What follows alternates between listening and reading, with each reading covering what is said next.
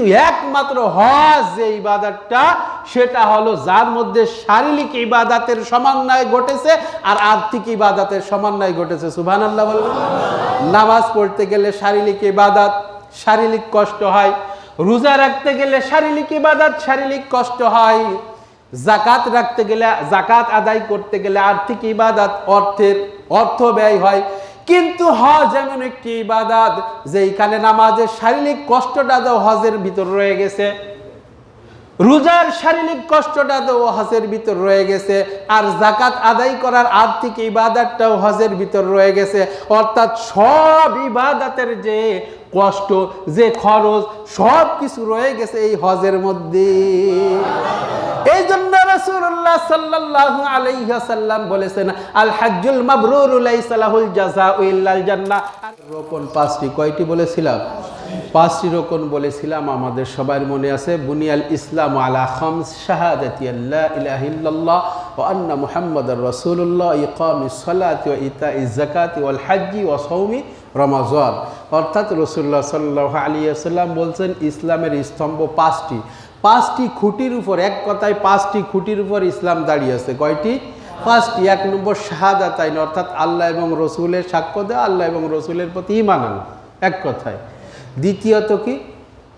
নামাজ কায়েম করা, ওয়া ইতাইজ যাকাত, যাকাত দেওয়া, আল হজ্জি, হজ করা, ও সাওমি রমাজান, এবং রমজান আসলে কি করা? রোজা রাখা।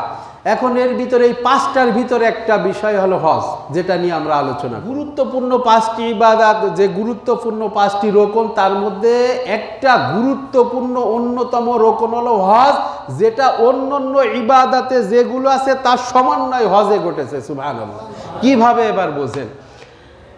আমরা যত ইবাদত করি, সমস্ত ইবাদত দুই ভাগে বিভক্ত। কয় ভাগে? দুই ভাগে। এক হলো শারীরিক, বুঝবেন পরিষ্কার। এক হলো শারীরিক ইবাদত, আর একটা হলো আর্থিক ইবাদত। তাহলে আমরা যত ইবাদত করি দুই ভাবে হয়। একভাবে আমাদের শারীরিক ইবাদত হয়, না হইলে আর্থিক ইবাদত হয়। শারীরিক ইবাদত আমরা সবাই বুঝি নামাজ।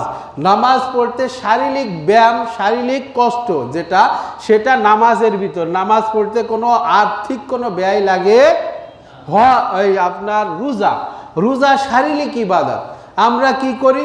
আল্লাহ তাআলার যে বিধান, সুবহে সাদিক থেকে আপনার সুবহে গুরুব, অর্থাৎ সূর্যাস্ত, আপনার সূর্য উদয়ের থেকে নিয়ে সুবহে সাদিক থেকে সূর্যাস্ত পর্যন্ত, এক কথা ফজরের ওক্তে আসা শুরু থেকে নিয়ে মাগরিব পর্যন্ত আমরা খানা পিনা এবং অন্য অন্য কাজ কামকে আমরা এরকমভাবে পরিত্যাগ করি। করার কারণে যেই ইবাদতটা পালন করি সেটা হলো রোজা। আর এই রোজা হলো কি ইবাদত?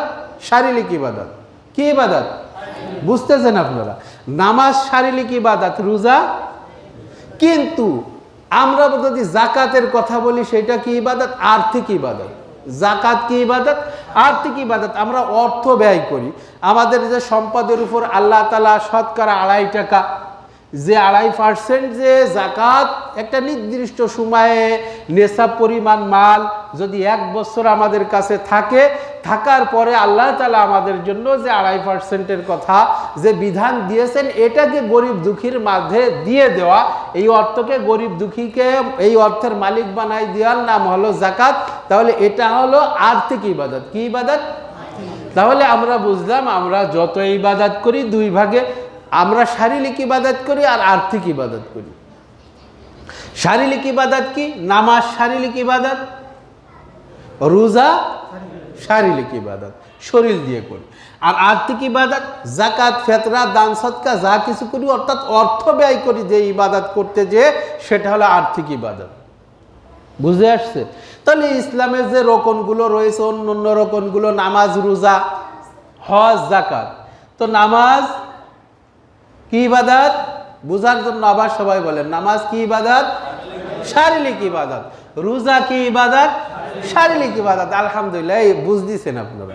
এরকম সারা দিলে বোঝা যায় যে না, যারা সামনে আছে তারা বুঝ দিছে এবং কথা বলতে ভালো লাগে। আলহামদুলিল্লাহ। তাহলে নামাজ শারীরিক ইবাদত, রোজা শারীরিক ইবাদত। এবার যাকাত যদি বলি, এই যাকাতটা কি ইবাদত? আর্থিক ইবাদত। কিন্তু আল্লাহ তাআলা এমন একটা ইবাদত আমাদেরকে দিয়েছেন, এই হজ। হজের ভিতরে শারীরিক এবং আর্থিক দুই ইবাদতই হজের ভিতর রয়ে গেছে। সুবহানাল্লাহ বলেন। নামাজ এত বড় একটা গুরুত্বপূর্ণ, কিন্তু এর ভিতর একটা ইবাদত রয়ে গেছে শারীরিক ইবাদত। যাকাত এত বড় একটা গুরুত্বপূর্ণ ইবাদত, কিন্তু তার ভিতর এক ধরনের ইবাদত রয়ে গেছে আর্থিক ইবাদত। রোজার মতো কোন আল্লাহ তাআলা যত ইবাদতের পুরস্কারের কথা বলেছেন, সব থেকে দামি বলেছেন রোজার কথা। সুবহানাল্লাহ বলেন। আস-সাওমুলি ওয়া আনা আজজিবি, আরে রোজা বান্দাবান্দি আমার জন্য রাখে, আর এই রোজার প্রতিদান আমি নিজে হাতেই দেব। সুবহানাল্লাহ। কোন কোন মুহাদ্দিসিনগণ এর ব্যাখ্যা করছেন যে এর প্রতিদান আমি নিজেই। সুবহানাল্লাহ।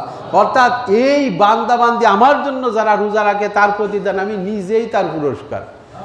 সুবহানাল্লাহ বলবেন না? আর যার পুরস্কার মালিক নিজেই আমার যদি হয়ে যায়, আমার আর কোনো সমস্যা আছে? আল্লাহু আকবার। মান লাহুল মাওলা ফালাহুল কুল। আল্লাহ যার হয়ে যাবে, সারা বিশ্ব তার হয়ে যাবে, ঠিক কি না? আল্লাহ যার হয়ে যাবে, সব কিছু তার। আর আল্লাহ যার নেই, সে যতই বড় বাহাদুর হোক না কেন, দেখবেন 2 দিন পরে টাকলা মুরাদের মতো অপমানিত হয়েছে। মন্ত্রী কিন্তু অপমানিত হয়েছে না? সালাবাটি গেছে না? আল্লাহ যার আছে তার সব আছে, আল্লাহ যার নেই তার কিছু নেই। বঙ্গবীর কাদের সিদ্দিকীর ভাই আব্দুল লতিফ সিদ্দিকী, আরে তাদের পাওয়ার কি তাদের এলাকায়? সে মন্ত্রী হজ নিয়ে, তারপরে তাবলীগ নিয়ে কটূক্তি করছে, ইসলামের বিপক্ষে গেছে, আল্লাহর বিপক্ষে গেছে, অপমানিত হয়ে গেছে। মন্ত্রিত্ব হারাইছে, ক্ষমতাও হারাইছে, সবকিছু হারাইছে। যদিও আমাদের দেশে রাজনীতির কারণে এগুলো, বা রাজনৈতিক দলরা এ নিয়ে মাথা ঘামায় না, কি করলো, কিন্তু জনগণের চাপে দল বাঁচাইতে গেলে করা লাগে। তো যাই হোক, আমি যে কথা বলতেছিলাম সেই কথাই আসি। মান লাহুল মাওলা ফালাহুল কুল। আল্লাহ যার হয়ে গেছে, সারা বিশ্ব তার হয়ে গেছে। সুবহানাল্লাহ। আল্লাহ যার আছে তার সবকিছু আছে, আল্লাহ যার নাই তার কিছু নাই, সে যতই বাহাদুরি দেখাক না কেন। তো যাক, তাহলে যে কথা বলতেছিলাম যে এমন একটি ইবাদত রোজা, যার প্রতিদান আল্লাহ নিজেই দিবেন নিজের হাতে, এমন একটা ইবাদত, কিন্তু সেটা শারীরিক ইবাদত। কিন্তু একমাত্র হজ যে ইবাদতটা, সেটা হলো যার মধ্যে শারীরিক ইবাদতের সমন্বয় ঘটেছে আর আর্থিক ইবাদতের সমন্বয় ঘটেছে। সুবহানাল্লাহ বলবেন। নামাজ পড়তে গেলে শারীরিক ইবাদত, শারীরিক কষ্ট হয়। রোজা রাখতে গেলে শারীরিক ইবাদত, শারীরিক কষ্ট হয়।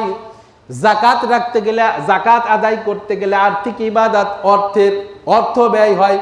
কিন্তু হজ এমন একটি ইবাদত যেখানে নামাজের শারীরিক কষ্টটা তো হজের ভিতর রয়ে গেছে, রোজার শারীরিক কষ্টটা তো হজের ভিতর রয়ে গেছে, আর যাকাত আদায় করার আর্থিক ইবাদতটাও হজের ভিতর রয়ে গেছে। অর্থাৎ সব ইবাদতের যে কষ্ট, যে খরচ, সব কিছু রয়ে গেছে এই হজের মধ্যে।